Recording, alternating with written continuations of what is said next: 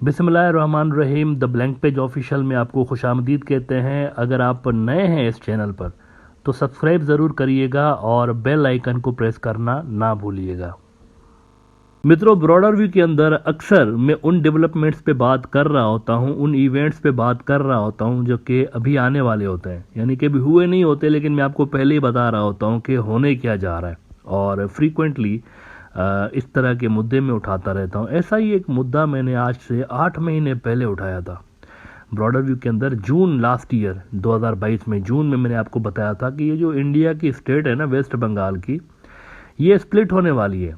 इसके अंदर एक स्प्लिट आने वाला है और ये स्प्लिट जो है बीजेपी और आरएसएस वाले करवाने जा रहे हैं और ये तकरीबन तय हो चुका है। ये जो मेरी इन्फॉर्मेशन थी सॉलिड सोर्सेज से मुझे मिली हुई थी, बीजेपी और आरएसएस के अंदर से मैंने 2-3 लोगों से कंफर्म किया था और उन्होंने मुझे बताया था कि ये फॉर श्योर हो जाएगा। अच्छा, आपके रिमाइंडर के लिए सिर्फ मैं वो रेफरेंस आपको दिखाना चाहूँगा कि कब मैंने बात की थी और मैंने क्या बात की थी।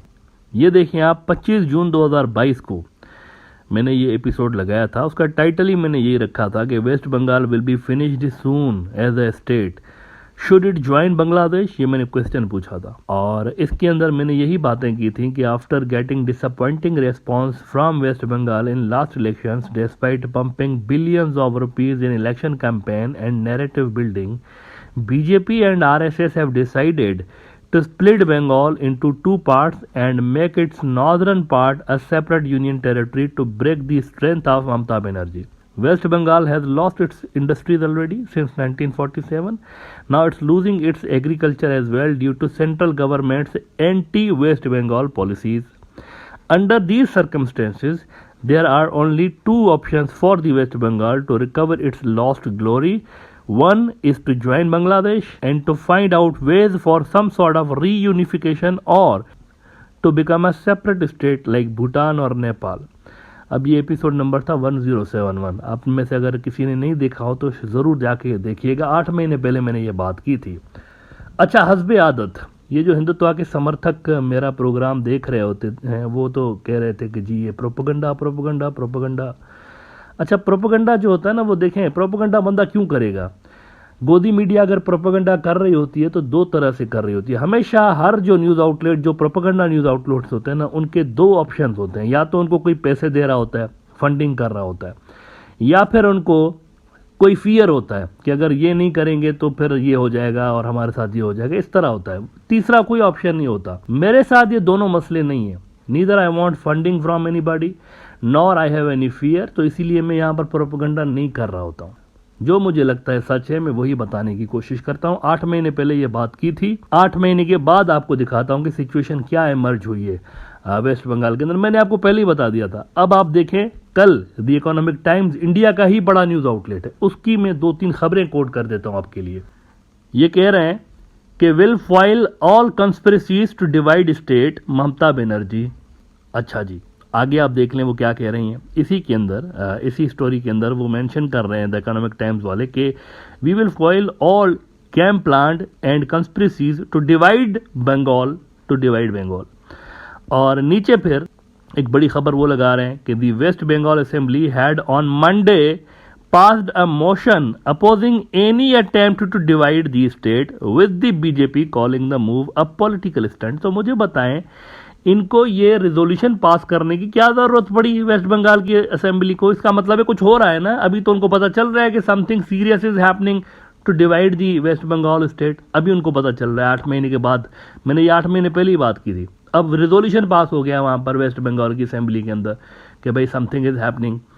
और बीजेपी वाले जो हैं वो अब खुल के बात करने लगे हैं, इसको स्प्लिट करने की खुल के बात। ये देखें आप, द इकोनॉमिक टाइम्स ही देख लें।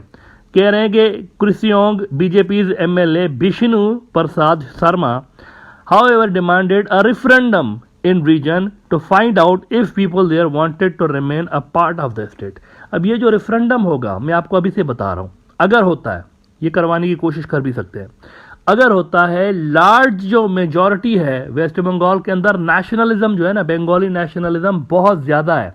ये किसी की सोच है कि वहां पर बंगाली नेशनलिज्म, इंडियन नेशनलिज्म से ज्यादा बंगाली नेशनलिज्म है और इसी की वजह से फिर आपको वहां पर उनका जो पॉलिटिकल सेटअप है वो बाकी के इंडिया के पॉलिटिकल सेटअप से हर दौर में डिफरेंट नजर आता है। हमेशा वेस्ट बंगाल के अंदर एंटी सेंटर गवर्नमेंट रही है, ये जरा बात आप नोट कर लें। उनकी जो गवर्नमेंट बनती है ना, उसका फड्डा रहा है हमेशा से, सेंटर के अंदर जिसकी भी गवर्नमेंट बनती है उनके अंदर फड्डा रहा है उनका, और उनकी एक अलग ही दुनिया है अपनी वेस्ट बंगाल वालों की। तो vast majority of the people will vote against the division of West Bengal, लेकिन रिजल्ट्स तब्दील कर दिए जाएंगे। अगर इलेक्ट्रॉनिक वोटिंग मशीन के जरिए इलेक्ट्रॉनिक वोटिंग होती है तो भी तब्दील कर दिए जाएंगे। ठप्पे भी लगाए जा सकते हैं, अगर ऐसे मैन्युअली कराते हैं ना तो उसकी फेवर में, स्प्लिट की फेवर में ठप्पे लगाकर जाली रिजल्ट प्रोड्यूस किया जा सकता है। ये एक प्लान बना हुआ है, ये भी मैं आपको अभी से ही बता रहा हूँ। अब मैंने 8 महीने पहले बात की थी कि 2 जो पार्ट्स है ना उनको स्प्लिट करने की कोशिश करें, नॉर्दर्न पार्ट्स और नीचे वाला जो पार्ट है। नॉर्दर्न पार्ट वही है जिसके अंदर सिलीगुड़ी कॉरिडोर आता है। इसके अंदर ये जो असम वाले हैं ना, हिमांता शर्मा बिस्वा, खामोशी के साथ इसका भी रोल है। असम की जो बीजेपी है उसको एक्टिवेट किया गया है वेस्ट बंगाल के अंदर नैरेटिव बिल्डिंग के लिए कि आपको बड़ा फायदा होगा भाई, आप अगर अलग स्टो हो क्या, आप तो कमाल न्यूयॉर्क बन जाएंगे। ये इस तरह का प्रोपेगेंडा जो है ना उन्होंने ऑलरेडी स्टार्ट कर दिया ग्राउंड पे उन्होंने, और बड़ा पैसा अभी भी लगा रहे हैं। लेकिन अब मैं आपको नई खबर बताता हूं जो कि अगेन क्रेडिबल सोर्सेज से मुझे मिली है। हो सकता है 8 महीने के बाद मैं यहाँ पर आकर अगेन आपको वही बात कर रहा हूँ कि देखिए मैंने 8 महीने पहले बात की थी। हो सकता है इसी साल के अंदर अंदर ये चीज़ क्लियर हो जाए। बड़े लेवल पर ये गेम चल रही है। 2 नहीं 3 स्टेट्स की अब बात हो रही है, पहले 2 की हो रही थी, नॉर्दर्न जो था।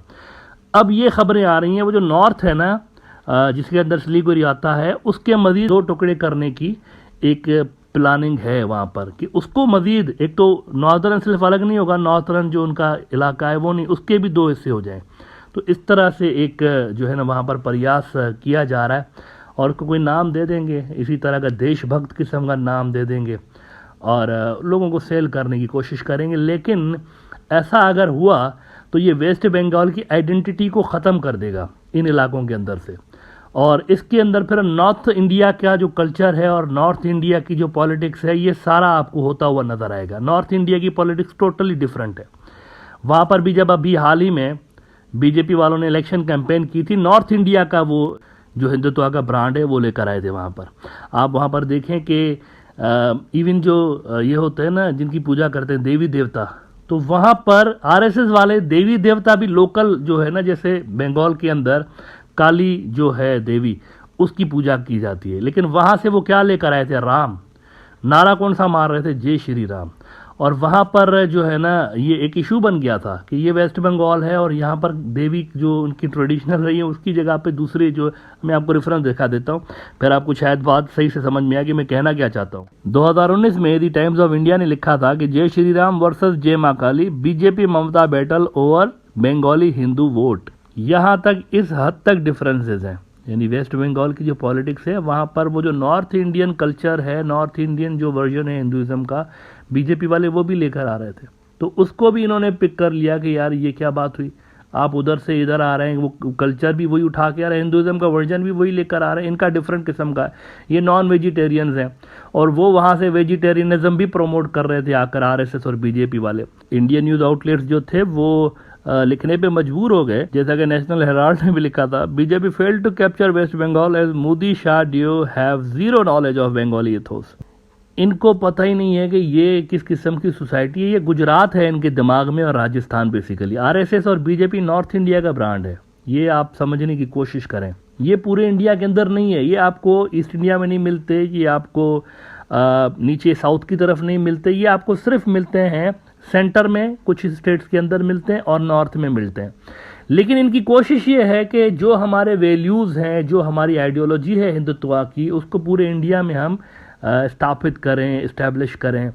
लेकिन वो वेस्ट बंगाल के अंदर हो नहीं पाया। बहुत ज़्यादा, सबसे ज़्यादा पैसे ही इन्होंने वेस्ट बंगाल के अंदर, आप देखिए शुवेंदु अधिकारी और इन जैसे कई और लोगों को ख़रीदने की कोशिश की गई और ममता बनर्जी की पार्टी को तोड़ने की कोशिश की गई। ये अमित शाह जो है ना और ये 1.5 होशियारियाँ कर रहे होते हैं बेसिकली। अडानी साहब के पैसे होते हैं और ये जो गुजराती कॉरपोरेट सेक्टर है उनका रिसोर्सेज जो है ना बहाया जाता है स्टेट्स के अंदर, और एमएलएस को या तो खरीदते हैं या तो फिर उनके पीछे टैक्स डिपार्टमेंट, फला डिपार्टमेंट, सीबीआई, ये वो लगा के केस खुलवा देते हैं, उनको ब्लैकमेल कर रहे होते हैं कि इधर आ जाओ बीजेपी के अंदर वरना आपके साथ ये हो जाएगा। ये ट्रेडिशनल डेड और शारी स्ट्रीट पॉलिटिक्स नहीं होती, ये उस तरह कर रहे होते हैं। ज़्यादा इनके अंदर कोई गहराई नहीं है इनकी पॉलिटिक्स में।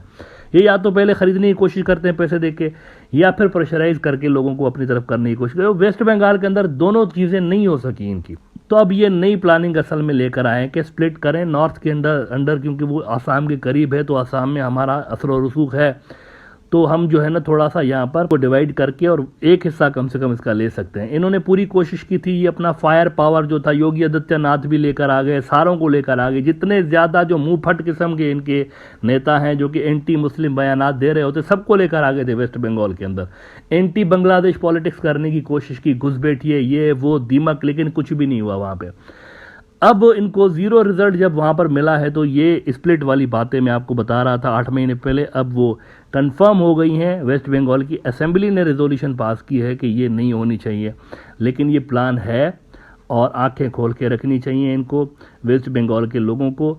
अदरवाइज इनके पास ये जो ऑप्शन मैंने पिछले एपिसोड में भी 8 महीने पहले बताया था कि बांग्लादेश के साथ अगर इनका कोई सेटअप बनता है, यानी अगर मर्जर नहीं भी होता, एक लार्जर इंटरेस्ट में कोई चीज़ बनती है ना यूरोपियन यूनियन टाइप की, तो इवन दैट विल हेल्प।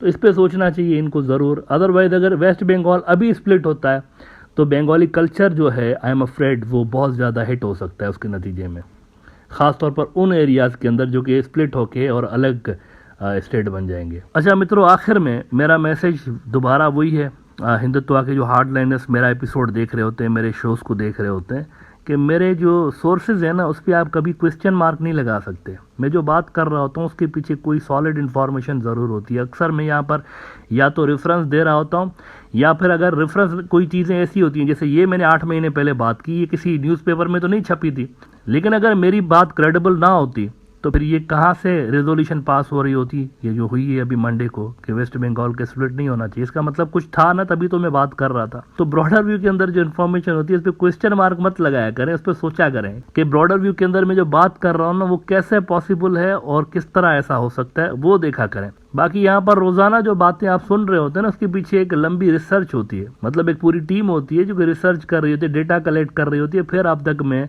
वो चीज़ जो है वो पहुँचा रहा होता हूँ। ऐसे हवा में बातें यहाँ पर नहीं हो रही होती।